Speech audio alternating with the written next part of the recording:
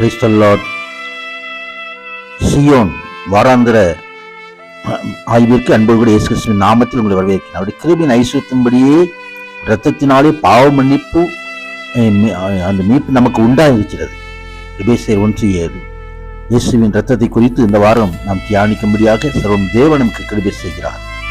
1 யோவான் 1:7 ஒரு குமாரன் இயேசு கிறிஸ்துவின் இரத்தம் சகல பாவங்களையும் நீக்கி நம்மை சுத்திகரிக்கும். ஆம், எல்லா பாவங்களுக்காக நம்மையே ஒப்பு கொடுத்தவர். இரத்தம் நம்மை சுத்திகரிக்கும். குற்றமில்லாத மாசற்ற ஆட்டுக்குட்டியாகிய கிறிஸ்துவின் விலையேறப்பட்ட இரத்தத்தினாலே மீட்கப்பட்டீர்கள் அறிந்திருக்கிறீர்களே என்று சொல்லி 1 பேதுரு 1:19 தெரிவிக்கிறது. ஆம், அவருடைய இரத்தத்தினாலே நீதிமான்களாக்கப்பட்டிருக்கிறோம். கோபாக்கினைக்கு நீங்களாக்கி ரட்சிக்கப்படுவது அதிக நிச்சயம் என்று அப்போஸ்தலர் பவுல் எழுதுகிறார். மகிமை உண்டாவதாக. ஆம், பாவ மன்னிப்பு உண்டாகும்படி அநேகம் பேருக்காக சிந்தப்படுகிற புது உடன்படிக்கை கூடிய என்னுடைய இரத்தமா இருக்கிறது இந்த கிறிஸ்துவானவர் இந்த இரத்தத்தை குறித்து அவர் சொன்னதான காரியம். ஆம், இரத்தத்தினாலாகிய புதிய உடன்படிக்கை நம்மோடு பண்ணினவர். வெளிப்படுத்தின 1:6 அன்பு கூர்ந்து இரத்தத்தினாலேயே நம்முடைய பாவங்களை நம்மை கழுவி பிதாவுடைய தேவனுக்கு முன்பாக ராஜாக்களும் ஆசாரியர்களுமாய் மாற்றினார். அவருக்கு மகிமையும் வல்லமையும் இரண்டுக்கும் உண்டாவதாக. ஆம், நம் பிதாவுடைய சமூகத்தில் நாம் ராஜாக்கள், ஆசாரியர்கள். இரத்தம் அப்படி மாற்றி இருக்கிறது. மகிமை உண்டாவதாக.